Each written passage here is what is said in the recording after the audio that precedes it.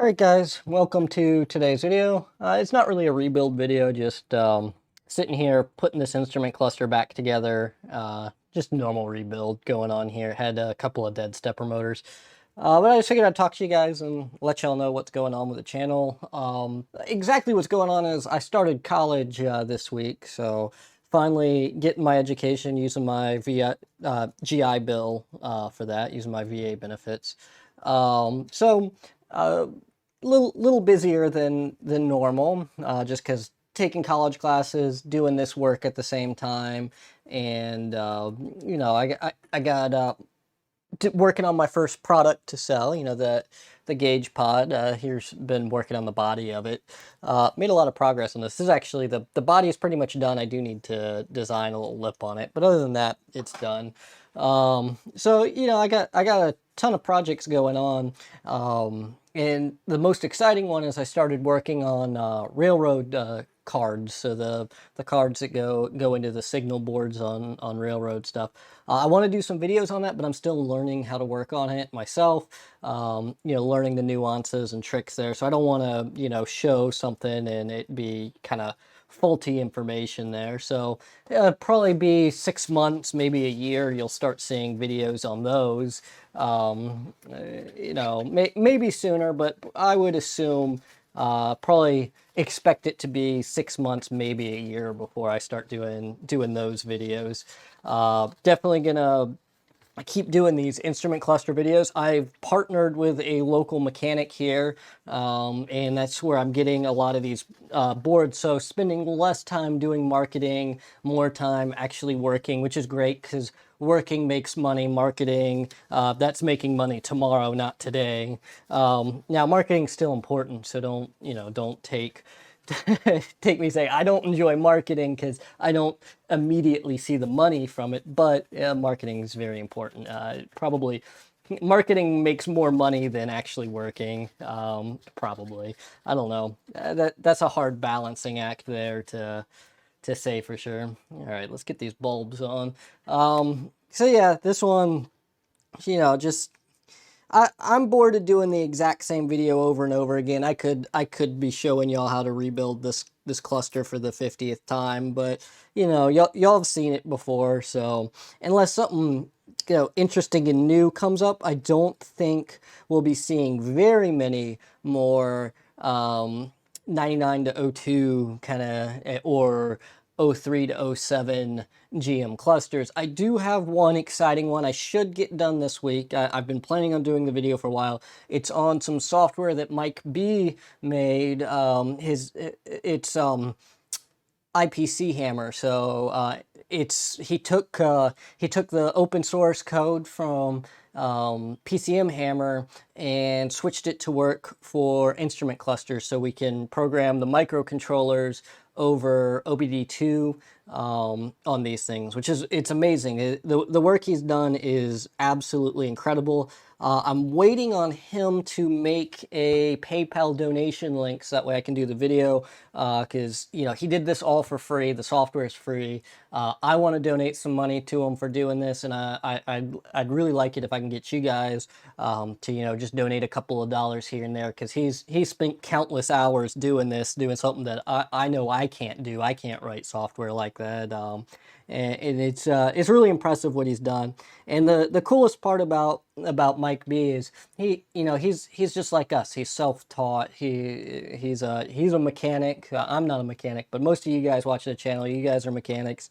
So he's self-taught and was able to write that software, which is very impressive. And I think it's really cool to see him take an idea and just completely run with it. So I want to do a video highlighting that. Hopefully I'll be able to get that video done this week, and I'd really appreciate if you guys were able to donate to him. I know I'm definitely going to, so I'm just waiting on that PayPal donation link. I don't know how to set them up, or else I'd tell them exactly how, but I know they exist. I know it's something you can do. Either that or you could set up like a GoFundMe. I don't know.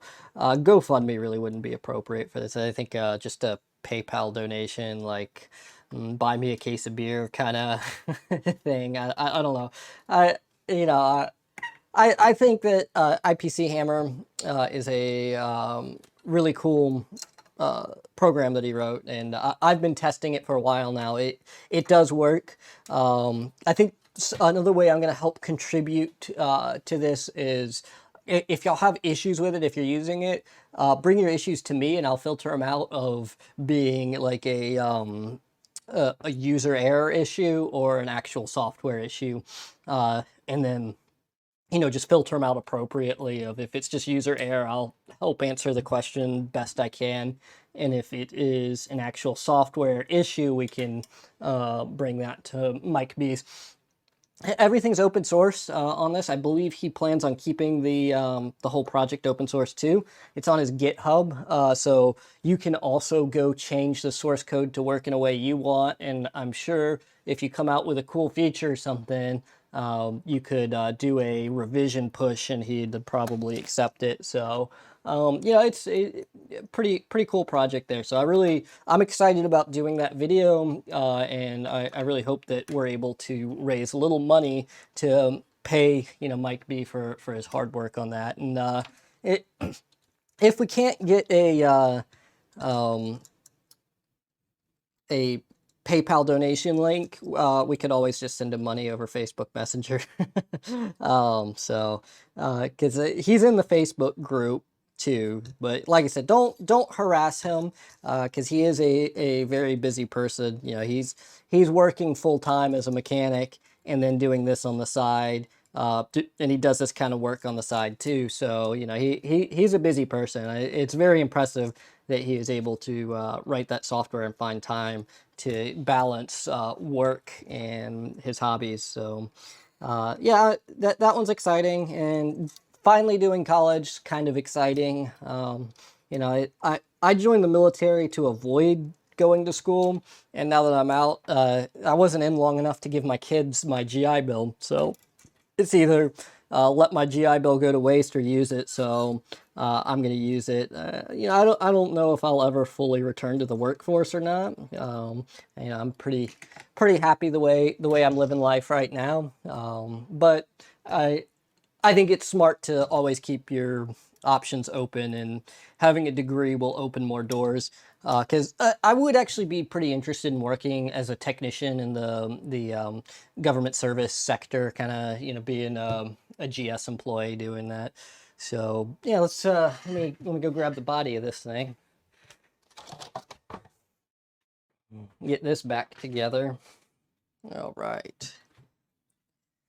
So we got a little bit of flux residue on the back still, and I forgot to coat it in conformal coating.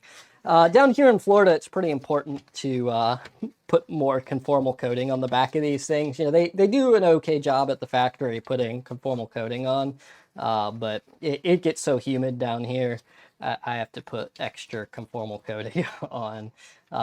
My mail-in boards, I'm not quite as anal about adding more conformal coating on, just because most of them are coming from pretty dry states. I'll basically judge it by how much corrosion I see on the board or not. So yeah, it's a judgment call there for me. You can see there's still just a little bit of corrosion on these three, but they're under the conformal coating, and it's not branching out at all from the via itself. So I'm not going to disturb those, but I did disturb these. These ones here were branching out from under the conformal coating, so I scraped the conformal coating away and cleaned them up. So yeah, let's coat this. This stuff's nasty smelling. It's pretty strong. All right. And then I just paint this whole section here. Yeah, I don't show this on the channel much, actually, because I generally don't show putting it back together because it's kind of boring. And this is somewhat newer for me to do, adding this extra conformal coating. So yeah, I guess probably your first time seeing me do this. I also don't like doing it in the office because it smells so strong. I generally take it right outside the dorm. So I gotta go let this sit outside to dry out and quit stinking up the office for 20 minutes. So I think I'm gonna wrap up the video here, but thanks for watching, guys, and I'll see you guys in the next one.